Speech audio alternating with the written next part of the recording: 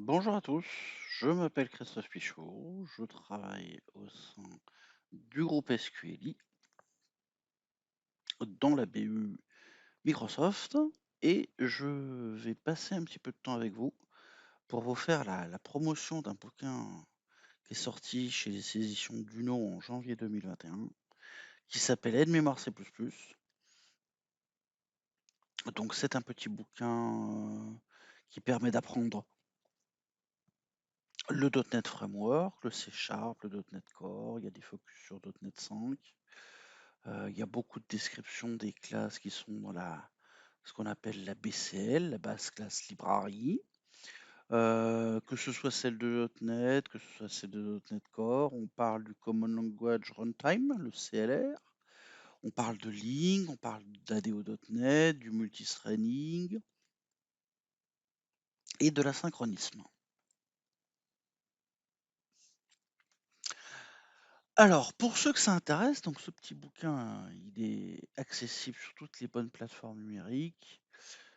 Pour une somme modique, parce que Duno travaille beaucoup avec les universités, les écoles d'ingénieurs, les bibliothèques, les facultés. Donc ce petit ouvrage de 300 pages ne coûte que 23 euros. Il n'est pas très cher.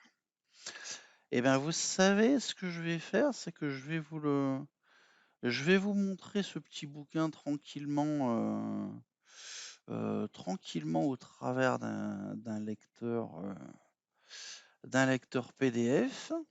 Et puis, bon, on va essayer de faire des vidéos. Donc, pardon, il y a environ une trentaine de chapitres. Je sais même plus où est-ce qu'il est le. Ah ben là, j'ai pas l'index. J'ai pas l'index, bougez pas. Je vais prendre le vrai bouquin. Le vrai bouquin, il est là. Et donc, je vais pouvoir vous dire combien il y a de chapitres. Ça, c'est la carte de visite de mon éditeur. Alors, chapitre 1. Ah oui, il y a partie 1, c'est vrai. Il y a la plateforme .NET, c'est la partie 1. La partie 2, c'est le langage C Sharp. Donc là, il y a beaucoup de chapitres. Et la partie 3, c'est .NET Core, UWP, Windows 10 et Visual Studio. Et ensuite, la partie 4, c'est les annaires avec le .NET Standard Library et les descriptions. Voilà, d'accord. Ok, très bien. Ça me revient. C'est pourtant pas si loin que ça, hein. Bref. Alors, je vais vous parler tout de suite de la préface. La préface, c'est mon ami Eric Verny de Microsoft France. Donc Eric Verny, c'est un cloud solution architect et Eric, ça fait 30 ans qu'il est chez Microsoft. Donc c'est une légende vivante. Et donc la préface, je peux pas vous la lire en intégralité, on va pas tout spoiler non plus. Mais je peux vous dire qu'il parle que quand il a connu la micro-informatique, il y avait 644 de mémoire sur les machines. Euh, En 1999, le C Sharp, il s'appelait Cool, nom de code Cool, C-O-O-L. Et puis Eric, ce qu'il aime bien, c'est le RTFM. Mais il a dit, je peux pas le traduire. Il dit, tout le monde doit connaître ce que c'est que le RTFM. Et puis sinon, qu'est-ce qu'il nous dit, Eric? Euh, Éviter le gaspillage, savoir ce qu'on consomme, savoir ce qu'on libère comme mémoire. Tout ça, c'est des bonnes pratiques. Tout développeur devrait être capable de faire ça. Et puis finalement, même si les ressources ne sont jamais garanties à 100%, il y a des choses à faire même avec un langage comme C Sharp et une plateforme .NET. Il y a les retries, il y a les exceptions, il y a les logs, il y a la portabilité. Donc il parle aussi de Xamarin, il parle de .NET Core, et puis il finit tranquillement sur Linux, et puis sur le cloud, parce que voilà, l'évolution, c'est le cloud, et nous sommes tous amenés à partir sur le cloud. Nous sommes tous amenés à partir sur le cloud. Et donc, ben, je ne remercierai jamais autant Eric de m'avoir fait cette superbe petite préface. Et donc voilà. Alors bon, maintenant, on va passer directement sur le C#. Donc bon, je vous passe la bio de l'auteur, machin, on s'en fout. Donc voilà, voilà les chapitres. Alors voilà les figures, ça peut vous donner une idée de jusqu'où on va traiter dans le détail. Et ILDASM, BCL, CTS, GUIDGEN, Hosting ASP.NET Core, Control XAML, WinRT, XAML Control Library, Visual Studio, Visual Studio 2019, Ubuntu, Debugging, Web API, Kubernetes, Container. Ah, vous avez vu dans l'aide-mémoire C#, on parle de container, on parle de Kubernetes, portail Kubernetes, Web API, Visual Studio Code, Ubuntu, SSH, eShop on Container, le sample Microsoft, Control XAML, Roadmap.NET 5 et Azure Hybrid. Oui, parce qu'en fait, ce petit aide-mémoire C# de chez Duno, il est sorti en janvier 2021 et .NET 5, il est sorti un mois avant ou 2 mois avant, en novembre 2020. Donc, on est à l'époque de .NET 5. Alors, dans les premiers chapitres, la plateforme .NET, en fait, je vais tout vous dire. J'ai pris un bouquin. J'ai pris un bouquin qui s'appelle Apply .NET Framework Programming. Donc, c'est Jeffrey Richter qui a fait ce bouquin-là. D'ailleurs, il me l'a dédicacé. Il me l'a dédicacé, le Jeff. Et donc, mon ami Jeff, donc travaille chez Microsoft et en fait, il est directement advisor avec la partie .NET CLR Team. Et en fait, ce bouquin-là, il est publié par Microsoft Press en 2002. Donc vous allez me dire, bon, bah, Pic, t'es gentil, mais C# aide-mémoire, si tu nous as fait un clone d'un bouquin de 2002, c'est has-been. Alors là, je vous dis, je vous arrête tout de suite, les gars. Et je vous le dis, jure sur la tête de bébé. Hein, bébé? Apply.NET Framework Programming, c'est pas le C#. C'est même pas le .NET. C'est en fait MS, MSCLR DLL que vous avez dans System 32. Alors pour ceux qui connaissent ce que c'est que .NET, le CLR, en fait, le Common Language Runtime, c'est ce qui permet de charger les DLL et les exés, on appelle ça aussi des assemblies, ce qui est produit en target.NET.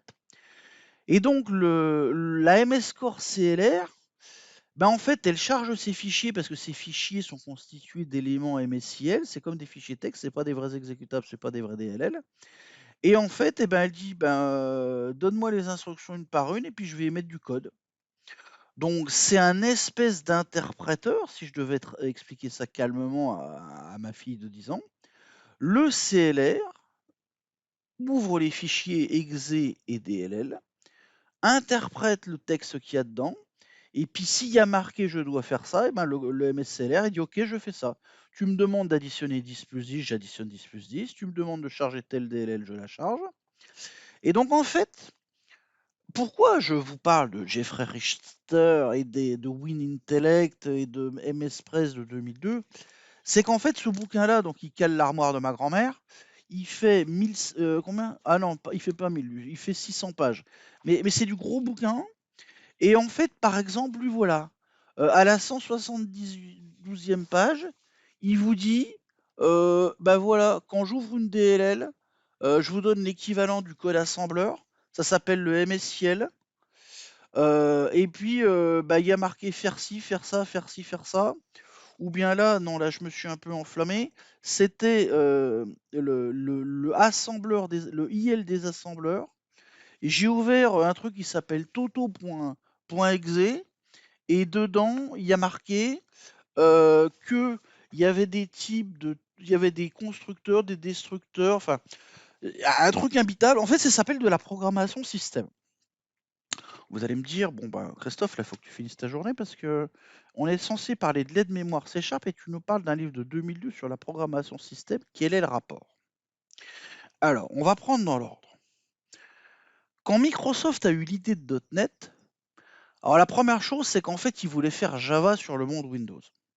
Et Java sur le monde Windows, Sun, qui était le créateur et le propriétaire de Java, a dit à monsieur Microsoft, si vous continuez vos extensions privées de ce qui s'appelle Visual J++, on vous met au tribunal parce que vous essayez de ne pas vendre la technologie RMI, qui était l'espèce de Corba RPC natif over Java machin.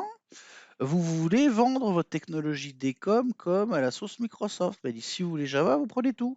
C'est pas vous prenez tout Java, la Java Runtime, la Java Foundation Classes, et puis vous virez le client-serveur, vous mettez votre client-serveur Microsoft. Non, non, non, ça marche pas comme ça, vous prenez tout. Donc ils se sont retrouvés au tribunal. Le tribunal a dit, bah, monsieur Microsoft, vous allez passer au tiroir caisse parce que vous avez violé tel brevet, tel brevet et tel truc. Et donc le Bill, il a dit, bon ok, puisque c'est ça, on va faire notre Java, on va le faire nous-mêmes, on va pas l'appeler Java, on va tout copier. Et puis Sun DTC, et donc voilà. Donc monsieur Andrew Ellsberg, vous avez participé à Delphi, Turbo Pascal et compagnie.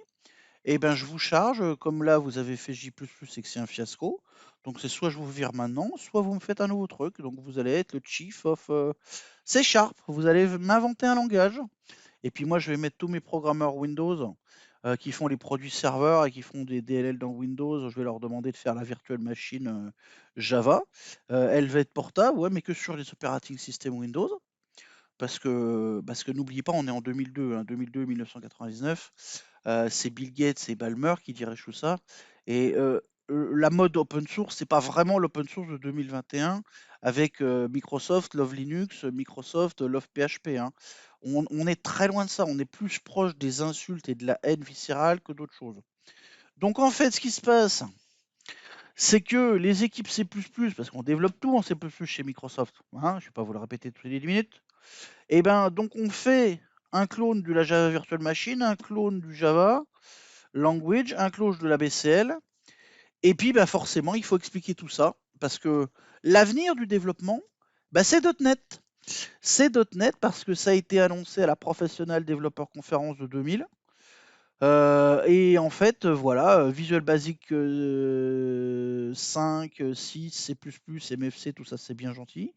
Mais l'avenir, c'est .NET parce que Java et les langages à base de café sont en train d'inonder toutes les entreprises à Silicon Valley et tous les pays occidentaux libres et non nord-coréens, si vous voyez ce que je veux dire. Donc, si Microsoft veut rester le leader mondial des logiciels et tout, il faut qu'ils aient une alternative à Java et donc .NET. Et donc, le bouquin de référence pendant plus de 10 ans, ben, ça a été Applied Microsoft.NET Framework Programming. Et Jeffrey Richter, qui est la légende vivante des bouquins C++, et là, je rends hommage à Christophe Nazar, notre petit français qui a fait C++ with Programming Win32 avec Jeffrey Richter, peut en témoigner. Salut Christophe. C'est qu'en fait, Jeffrey Richter, il explique tout. Il dit, bah voilà, moi dès le départ, vous allez me faire un programme qui s'appelle Hello World, et puis ce programme, il fait printf, pardon, excusez-moi, il fait cout, il fait console.writeLine de Hello World, je le compile et je vous donne ce que ça sort par le compilateur.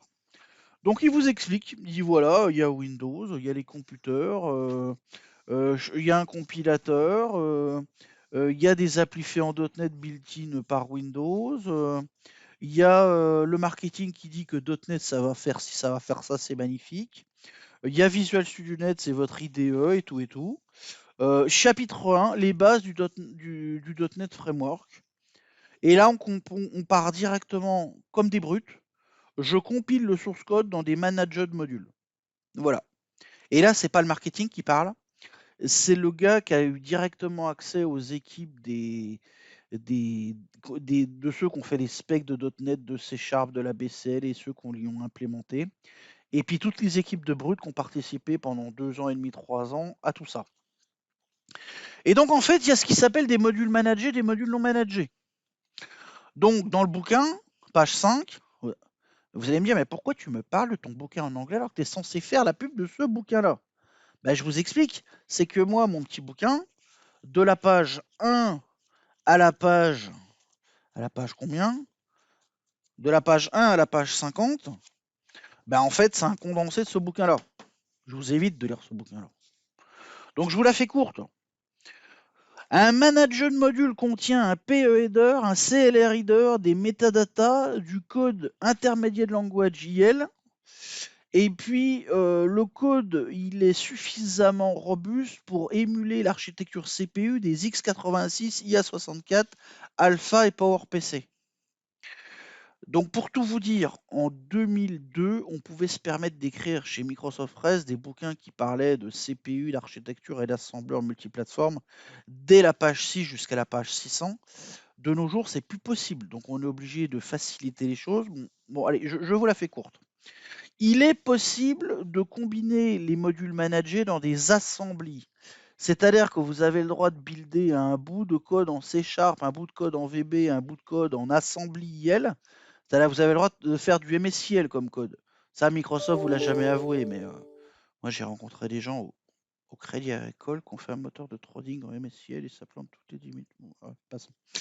Donc vous avez le droit de compiler plusieurs bouts de code avec le compilateur C#, le CSC, le Visual Basic Compiler, le VBC, l'Assembly Linker, le AL. Et tout ça, vous le mettez avec votre IL et vos metadatas qui sont dans les managers de modules. Vous mettez tout ça dans ce qu'on appelle une assembly qui contient un manifeste. Donc voilà. Donc pourquoi je vous parle de Jeffrey Richter? Parce que Jeffrey Richter, quand je fais passer un entretien technique, la première chose que je dis à quelqu'un, c'est évaluer votre capacité à écrire du code C#.NET sur une plateforme Windows standard, celle que vous voulez, la .NET, la .NET Core, la micro-framework.NET si ça t'amuse, ou bien la .NET 6 Preview que tu as downloadé chez ta belle-mère la semaine dernière. Et ben je lui dis, tu te mets une note, donc la plupart des gens me disent, ouais, facile, moi 7 à 10. Je lui dis, ok, tu as 10 minutes pour me parler du .NET CLR, de tout ce que tu connais. Et là, il y a grand blanc. Ben, il y a grand blanc, oui, parce que le .NET CLR, c'est la base. Donc, dans mon bouquin, c'est la base. Le CLR. Le CLR, c'est pas dur. Le Common Language Runtime se charge via une DLL qui fait que, en fait, tout ce qui est .NET est DLL. Même les exés sont des faux exés avec des DLL à l'intérieur. Je m'explique. En fait, l'instruction système Windows qui permet de charger une DLL s'appelle load library. Et donc, en fait, le système d'exploitation Windows, il ordonnance des threads. Il ordonnance pas des process comme Unix, il ordonnance des threads.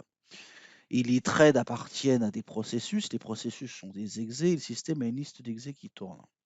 Et chaque exécutable a ce que je vous ai dit, plusieurs sections. Il y a une portion de PE header, et puis il y a le code binary. Et en fait, .NET, qu'est-ce que c'est? C'est quand vous générez un exe, ce qui est un manager d'exe, il contient un PE header et dans la section texte, il y a un jump, JMP. Donc jump, c'est l'instruction en assembleur qui dit jump. Et on jump dans underscore code core exe main. Core exe main donne la main à mscoreii.dll et ensuite mscoreii.dll examine l'entête CLR pour obtenir le token de la metadata de la méthode main de votre application. Bon alors pour tous ceux qui sont toujours avec moi, qui ne se sont pas suicidés, je fais retour en arrière. On est page 14. Using system namespace console 1 classe programme static main. Voilà. Donc pour que l'operating system Windows lance votre main, il faut que le core CLR fasse un load library de votre toto.exe, là, qui est le console app 1.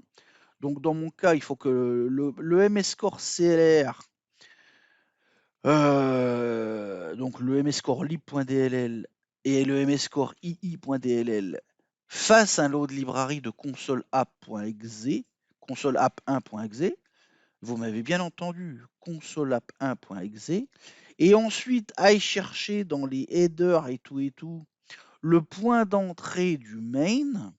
Et une fois qu'il a le point d'entrée du main, il examine ses métadatas pour avoir l'adresse du code IL dans cet exe. Ensuite, le mscorei compile le code IL en instruction CPU native. Et ensuite, le mscorei jump dans le code CPU natif dans laquelle l'application tourne. C'est-à-dire qu'en mémoire, on génère une section de code execute, memory avec option execute. Donc ça veut dire que on écrit des opérations et on dit que la page mémoire peut être exécutée par le processeur et tout. Et donc en fait, mscorei, une fois qu'il a généré tout ça, il demande à exécuter ce code-là. Et donc tout ça, ça produit une exécution de code. Alors ça, c'est le premier diagramme. Il appelle ça Loading and Initializing the CLR. Alors ensuite, il y a un petit truc sur la protection de... et la protection et les IP, la propriété intellectuelle du code. Parce qu'en fait, votre code, la namespace console class program static void main, si je le compile et que derrière je demande à ILD ASM, qui est le IL des assembleurs, de charger votre code, en fait, je vais voir tout le contenu du code. Donc il y a des problèmes de notions de propriété intellectuelle avec les langages managés, que ce soit Java ou C#, c'est la même chose. Le bytecode, il est lisible en clair. Donc, best practice, ne jamais mettre de mot de passe en clair dans une DLL ou un exe C# ou un jar Java et compagnie. Avec un simple petit shareware, on trouve les passwords. Donc, vous allez me dire, 22 minutes, t'es resté sur la page 14, on n'est pas arrivé. Bah oui, non, mais je vous garantis, on n'est pas arrivé. On va en faire des heures et des heures de vidéo. Donc, deuxième diagramme, page 17. Calling a method for the second time. Alors, je vous explique pourquoi le C# est aussi rapide que le C++. Oui. Pourquoi le C# est aussi rapide que le C++? Alors, tous mes fans vont crier au scandale, dire, ouais, mais dans ton aide-mémoire C++, tu nous expliques que c'est plus rapide. Et puis dans ton aide-mémoire C#, tu nous expliques que le C# est plus rapide que le C++. Il va falloir choisir ton camp. Alors, je m'explique. Le C++, il n'y a pas plus rapide que le C++, le C et l'assembleur, c'est les bestes. Par contre, le C# est aussi rapide que le C++ à la deuxième exécution. C'est-à-dire qu'à la première exécution, le manager d'exe se retrouve avec des natifs CPU instructions générées à la volée par le JIT compiler du CLR. Et la deuxième fois, le CLR, comme il a mis dans le cache memory les natifs CPU generated, eh ben, il les réexécute, il n'a pas besoin de les régénérer. Et qui c'est qui a fait tout ça, qui je te le dis? Le back-end infrastructure du Visual C++ compiler, c'est lui qui fait l'opération du JIT. C'est-à-dire que je vous la fais courte. Le CLR, quand il gobe le MSIL des assemblies, il génère le JIT, le Just in Time Compiler 1.1. Il génère des instructions à la volée. Et en fait, qui c'est qui génère ces instructions pour que le code il soit optimisé? C'est la même technologie que le Visual C++ Back-End Compiler, infrastructure, qui fait qu'au moment de la phase, en C++, on compile et on link. Au moment du compile, on compile, et au moment juste avant le link, on fait de la génération optimisée de code. Et bien là, voilà, il y a des DLL de l'équipe Visual C++ qu'on a mis dans le JIT, dans le dernier JIT, et qui fait que le code C#, quand il est généré par le JIT, il est obligatoirement optimisé. Ce qui veut dire qu'en théorie, le code C# est aussi rapide que le code C++. Et c'est même pas aussi rapide, puisque c'est la même DLL du CL2, CL.exe et compagnie, donc du C language de Microsoft qui génère le code optimisé. Voilà, maintenant, vous pourrez faire les charlots au bistrot en expliquant pourquoi le C# est aussi rapide que le C++. Alors, vous mettrez 5-6 étoiles parce qu'il y a quand même des... Hein, on se comprend. Il faut que ça soit généré nativement la deuxième fois. Donc, soit vous faites Ngen la première fois, parce que le temps, la première fois qu'il génère ces instructions optimisées, comme il fait ça à la mine une par une, et ben, c'est pas aussi rapide que le CPU qui t'exécute le truc généré par du truc qui a fait de l'ASM. On se comprend? On se comprend. Voilà, donc ça, calling a method for the second time, les natives CPU instructions, elles s'exécutent en vrac d'un seul coup. Et donc ça va super vite. IL vérification, is your code safe? Alors voilà, is your code safe? Donc là, c'est pour mes amis du marketing. Le code C++ est unsafe. Dans le langage C#, il y a ce qu'on appelle le C# normal et le unsafe C#, qui permet de faire du code avec des pointeurs. Oui, bah oui, je sais, c'est vilain. On a tout de suite dit que les pointeurs c'était pas bien en C# et puis là on nous explique qu'on peut faire du unsafe C#. Eh ben oui, il y en a qui font du unsafe C# et qui vous expliquent qu'ils font des pointeurs en manager de C#, en unsafe C# et que c'est encore plus rapide que le C++ parce que tac tac tac, bon bref. Bon bah voilà. Mais ben oui, c'est vrai, c'est vrai. Donc ça le le Jeffrey Richter, page 20, il disait by default, le C++ et VB compiler produisent du code safe qui est vérifiable. Donc vérifiable, ça veut dire quoi? Ça veut dire que si je suis un hacker de base, je gaule ta DLL et je vais la modifier à la mimine, comme avec un désassembleur qui chope ta DLL ou ton exe et qui te vérole ton code sans que tu le saches. Et ben en MSIL, si toi, mon ami, tu t'amuses à véroler ma DLL alors que je ne sais pas que tu me l'as piqué, quand le CLR il va charger la DLL, comme il a un petit MD5 de H au départ qu'il a construit dès qu'il a buildé l'appli, quand toi tu auras modifié ma DLL à mon insu et que tu vas me la redonner et que le CLR va la charger, comme tu ne sais pas où est le H, quand le CLR va charger la DLL, il va faire un H, il va vérifier que les deux H sont cohérents, et comme tu as bidouillé ma DLL, le H est plus bon, et là le CLR va dire pof pof pof, security exception. Votre application n'est plus vérifiable. Et là, eh ben là, tu te dis, bah ouais, bah en C++, ça, tu l'as pas. Hein.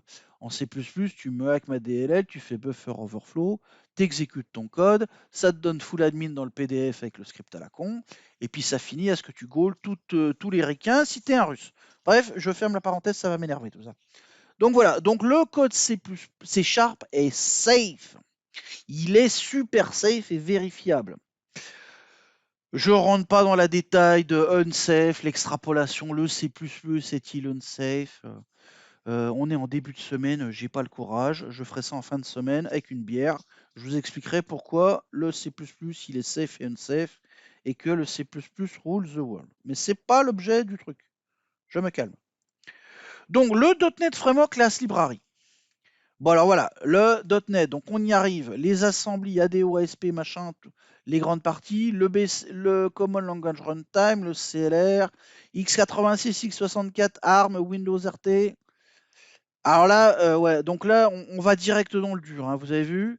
Le Common Language Runtime, System Root, Microsoft.NET, Folder Framework, Forwarder 44. Je vous parle du C# en ARM avec Windows RT. Et maintenant Windows X et tout et tout.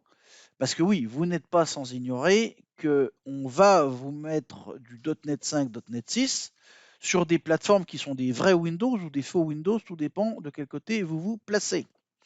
Un faux Windows qui ne peut pas exécuter des shareware 64 bits parce qu'il faut que des opérations en ARM sur un store, c'est pas ce que j'appelle un vrai Windows et pourtant vous pourrez faire du .NET.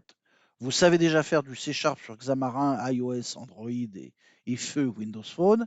Et bien là, c'est la suite. On prend les mêmes et on recommence. On fait de l'ARM, on va sur du Windows X et la totale.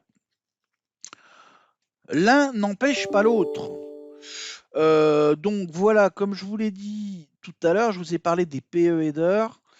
Donc chaque assembly peut avoir des propriétés qui lui sont propres suivant les options que vous avez prises dans le Visual Studio, votre IDE favori qui utilise une interface graphique pour lancer les compilateurs en mode console. Les compilateurs, c'est toujours des outils mode console. Vous passez une ligne de commande longue comme le bras avec 250 milliards de switch, ou bien vous faites bouton droit-clic dans le visuel, c'est beaucoup plus sympa. Ça fait exactement la même chose.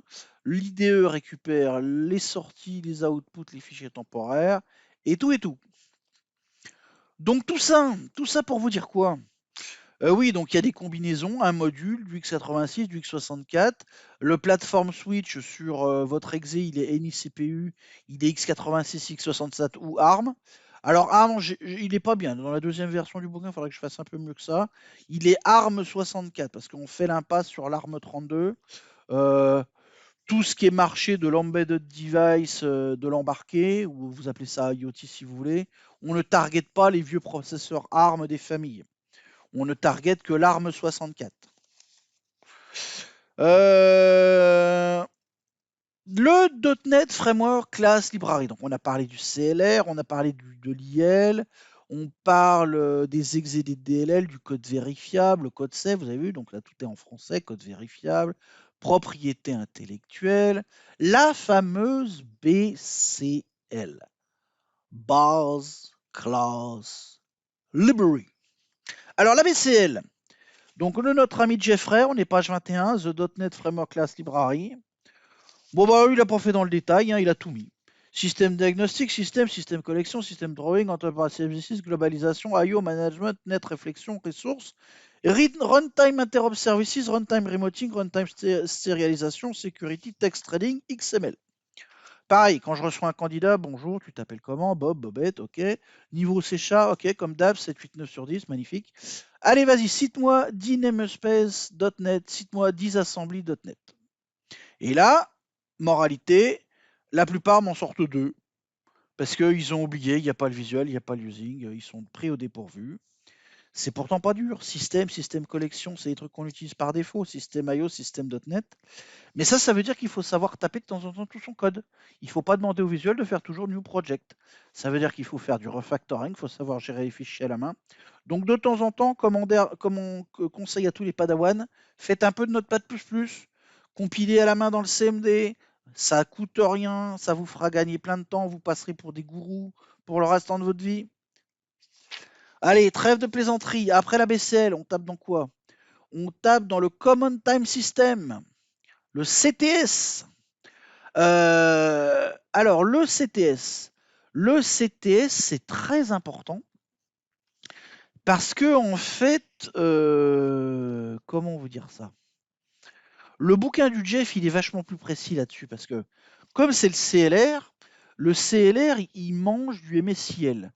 Donc, il y a un Américain qui était dans la team CLR qui a fait the MSIL Language, et il a dit personne voulait en faire de bouquin sur le MSIL, et comme c'est moi qui l'ai inventé, je me suis senti obligé de faire le MSIL book.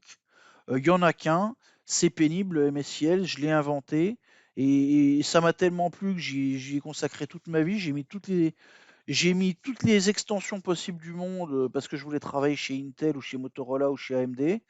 Mais comme je travaille chez Microsoft, je fais un pseudo-assembleur, donc j'ai fait un MISC sans le MASM de 1990, le compilateur, l'assembleur compiler qu'on utilisait chez Microsoft pour faire le DOS et tout. J'ai fait un mix avec de l'Intel et de l'AMD processeur, et j'ai inventé un Intermediate Assembly Language qui s'appelle IL, Intermediate Language. On a mis le mot MS devant pour que ça fasse Microsoft. C'est l'MSIL. Et donc, à chaque fois que le compilateur il génère du code pour faire une DLL ou un exe, il y a du MSUL, des metadata, des PE headers et des trucs, et des éléments du Common Type System.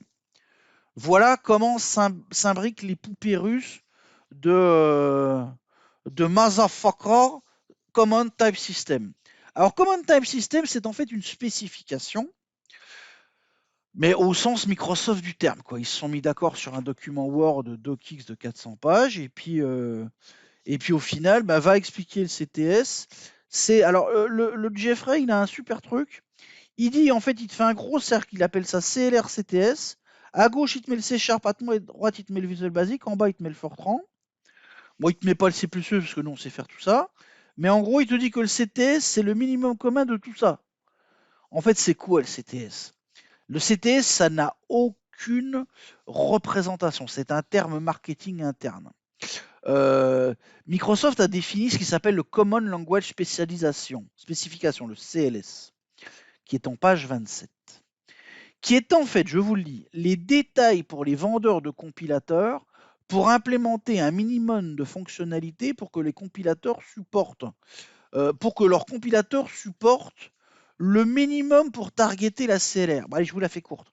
Fujitsu, qui fait COBOL.NET, ils ont demandé à Mickey et à Microsoft la Common Language Specification pour que les types de base du COBOL mappent ceux du C Sharp, si vous préférez, ou plutôt ceux du CLR, qui sont le mix de tous les types entre C Sharp, Visual Basic, Fortran et tout et tout.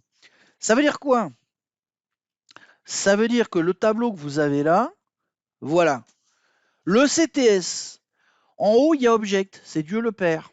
Après, il y a Class, Value Type, Byte machin, Other, Delegate, String Array machin, Single Double, Enum, Structure, les value type, les reference type.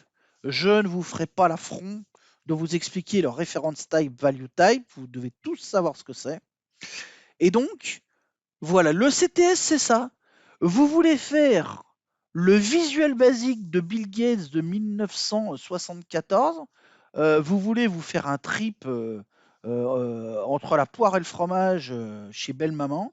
Vous implémentez le visuel basique du Bill de 1974 pour .NET.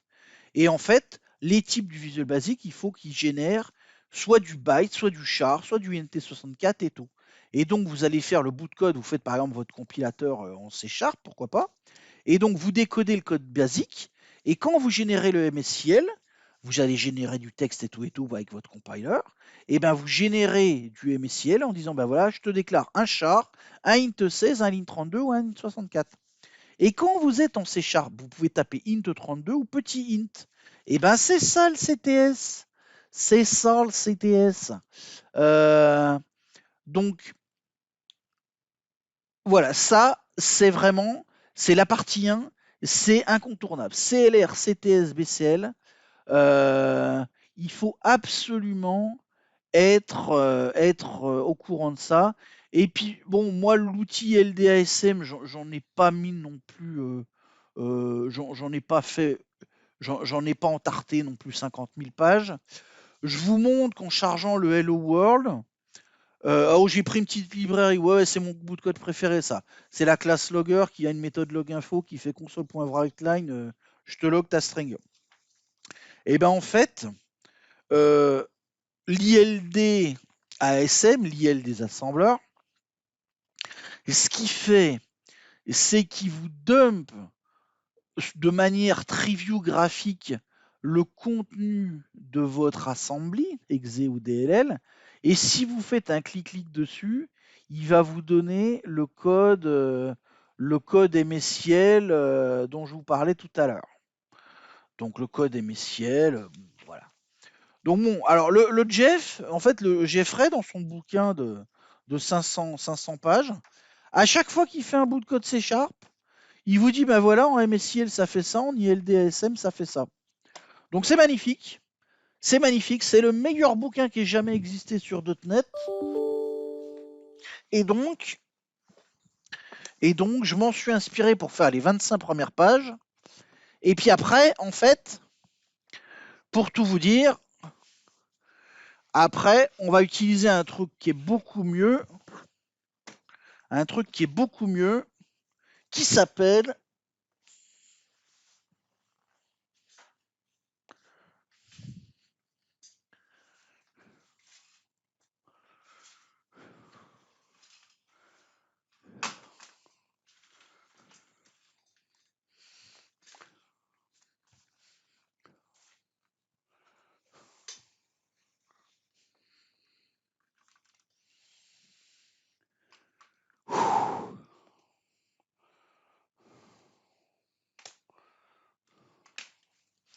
Voilà, je couperai au montage, on est à 49 minutes. Donc voilà, CLR via C Sharp, deuxième édition. Toujours Jeffrey Richter. Mais là, c'est un Jeffrey Richter, comment vous dire? C'est un Jeffrey Richter.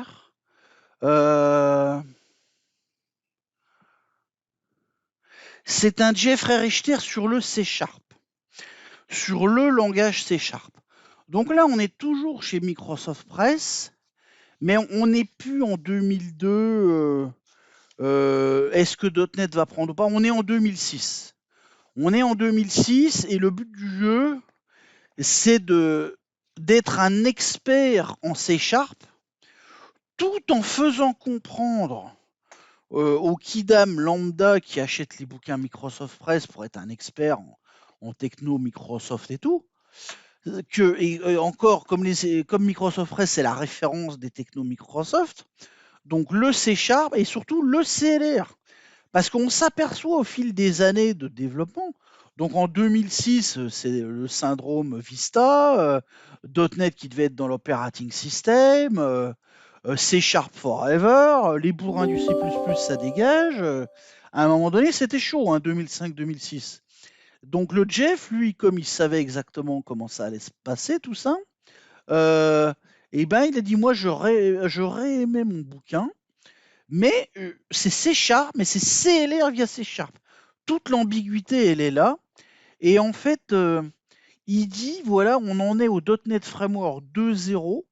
Donc c'est la ASP.NET 2.0, c'est les webforms, ça explose de tous les côtés. Les sites web sont tous faits en webform ou en SharePoint, mais ça explose tout. Et puis, et le Jeff, donc, il est, par exemple, là, ils mettent sur le bouquin, il est consulting avec le Microsoft.NET Framework Team depuis octobre 99. Bon, il a participé à la création du bébé. Il faut appeler un chat un chat. Donc en fait, ce bouquin-là, il est génial. Et donc ce bouquin-là, en fait, il parle quoi? Des types. Il parle en fait de tout ce qui font les composantes du langage C Sharp. Mais en fait, c'est la suite du Applyed.NET Framework Programming. Mais en fait, c'est moins orienté programmation système parce qu'en fait, il y a toujours eu une petite rivalité entre ceux qui faisaient du système et pas du système. Parce qu'en fait, il y avait ceux qui faisaient du C++ et ceux qui faisaient du Visual Basic. Et c'était pas vraiment des copains, en fait, pour tout vous dire. Sauf pour si on faisait des composants comme en C++ et qu'en Visual Basic, ils les réutilisaient. Mais bon, quand ça plantouillait, il y avait souvent le gars du Visual Basic qui disait au gars du C++, bah écoute, t'es un artiste autiste incompris, mais ça plante une fois sur deux. Et puis le C++ qui disait au VB, mais toi t'es un âne, à part faire create object et puis 10 000 as object, tu sais pas ce que tu fais. Donc c'était complètement stérile, ça partait en nouille. Bon bref, et donc C Sharp.NET a mis fin à tout ça. Tout le monde fait du C Sharp, tout le monde il est beau, tout le monde il est gentil. Mais on est en 2006 et puis la technologie elle a bientôt presque 7 ans. Et donc on va en tirer les leçons. On en tire les leçons. Le framework 1.0 a été shippé en 2002 et c'était la version 7 du C Sharp Compiler. Le framework 1.1 a été shippé en 2003 et c'était la version 7.1. Et la version 2.0 a été shippée en 2005 et ça inclut la version 8.0 du C Sharp Compiler. Donc vous comprenez bien pourquoi la version 8 du C Sharp Compiler, parce que ça fait 8 ans que c'est là. 2005 moins 8 plus ou moins 1, ça fait 98-97. Ça tombe bien, c'est exactement la date de l'arrêt du Visual J++ de notre ami Anders Ellsberg, et qui a repris, donc notre ami qui a repris C Sharp et tout et tout. Donc en fait, pourquoi je vous parle de tout ça? Eh bien en fait, le Jeff, il tire les règles, On est page XXI introduction, et sur la page XXI2, on n'en est qu'à The Development Platform, The .NET Framework.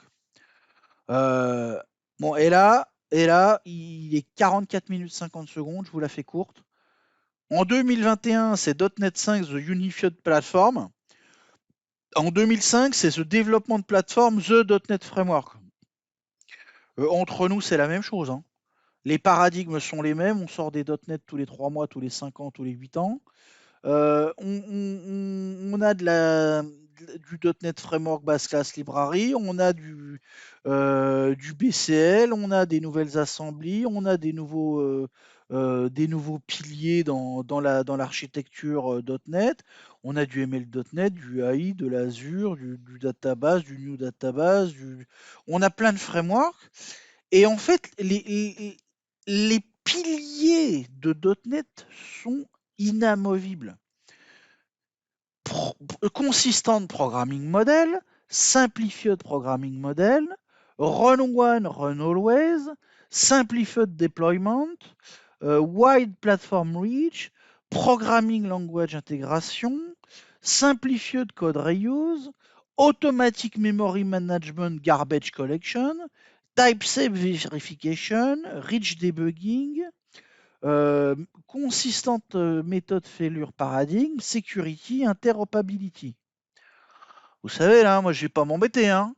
Pour le .NET 6 article que je dois produire bientôt, je repompe le truc de 2005, j'ai bon. Hein. Au niveau marketing, ça passe tout debout. Hein. Bon, au niveau technique, on va me dire, je suis un charlot si je fais ça. Donc, je vais pas le faire. Mais ce que je veux dire, c'est que, marketingment parlant, quand vous lisez la plateforme .NET, que ce soit chez les ricains ou en français, le overview, c'est tout ça, quoi. On est multiplateforme, on est type safe, tatati, tatata. Bon, pourquoi je vous parle de ça? C'est que les fondamentaux .NET, c'est toujours le corps CLR, et puis un ou plusieurs langages. Alors, on vous explique qu'il n'y a pas de langage roi. Bon, tout le monde sait que le langage roi, c'est C#. Hein. Personne ne veut faire du VBNet. Il y a 2-3 personnes qui aiment faire du F# ou du Q#. Bon, ça frôle les 2% et demi ou les 0,0002% pour le Q#. Bon, tout se respecte. Hein. Vous avez du source, vous avez un compiler, ça fait un manager de module IL et metadata, et puis tout ça, ça roule. Hein. Le manager de module, c'est un PE32 avec un header, il y a un CLR header, des metadata et du IL code. Ça change pas. Le Jeff, il a repris ses vieux diagrammes d'avant. Le platform target, c'est toujours la même chose. Any CPU x66, x84, non, x86, x64, et maintenant on rajoute ARM64. Donc ça, c'est toujours valide. Executing assembly. Donc là, sur la même page, il a mis le voilà que je te charge le moins, ça jump là, ça jump core CLRmen, DLLmen, truc muche, je te génère les instructions. Deuxième fois, je te génère que dalle, j'ai tout en cache. Donc on prend les mêmes et on recommence. Pour ceux qui sont super curieux, on est à la 49e minute. Vous tapez Microsoft GitHub espace Core CLR. Vous allez dans .NET Framework ou Core CLR. Vous avez le code de tout ça. Vous allez dans CPU, je sais pas quoi, puis vous avez le code C++ de génération du JIT et tout et tout. Hein. Là, et là, c'est nos limites. Hein. Bon, ok, je me calme. The Native Generator Code Tool, engine.exe. Eh ben, engine, c'est pas dur. C'est ce qui va permettre dès le premier coup aux assemblées .NET de compiler comme un bout de code natif, parce qu'avec le JUIT du Visual C++ que je vous ai parlé il n'y a pas longtemps, plus le back-end optimizer compiler, plus le fait, ah, plus le fait que ça va être généré directement sous forme de binaire, et ben ça fait des trucs qui explosent toute la performance. Et donc là, il y en a un au fond de la salle qui me dit ouais, mais alors pourquoi Windows il n'est pas fait en C# avec du engine et tout, du back-end de Visual C++ compiler slash O2 O4 optimised code. Pourquoi Microsoft ils n'ont pas fait ça puis ça existe? Alors là, si tu me poses cette question-là, je suis un peu embêté. Donc je réponds pas tout de suite, mais je la note. Je la note et on en fera un article avec François Tonic sur programmer. Mais je te garantis que c'est un très bon exemple. Le engine DLL avec bytecode. Mais le problème, je vais te la donner la solution. C'est le garbage collector. À partir du moment où il y a un garbage collector dans ton ouin, les gens de la Windows Division, ils t'enverront péter. Le garbage collector est la misère de ce monde moderne. Mais bon, ça c'est un débat, et le but du jeu n'est pas là, il est 49,58 et dans 5 minutes j'ai réunion, donc voilà, je vous garde encore 5 minutes. Introducing the framework class library. Web service, web form, Windows console, Windows service, component library. Et là, les namespaces. Les namespaces, ils ont un peu changé. System data, drawing, IO, net, runtime, security, text, trading, XML. Le common type system, on prend les mêmes et on recommence. 3 pages, ça sert à rien d'aller plus loin. Crochet assembly 2.cls compliant et true. Avec le .NET 2, on a des trucs un peu plus en plus. Internal, pas internal. Unmanaged code, voilà, on parle de unmanaged code.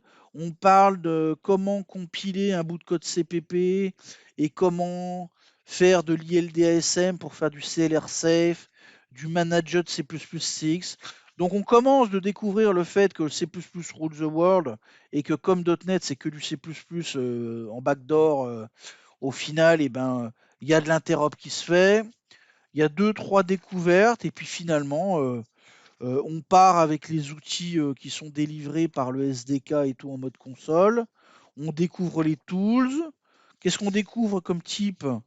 On découvre que si on fait ILDASM plus loin de programme.exe, ça dump une log de tout ce qu'il y a dans l'outil graphique ILDASM.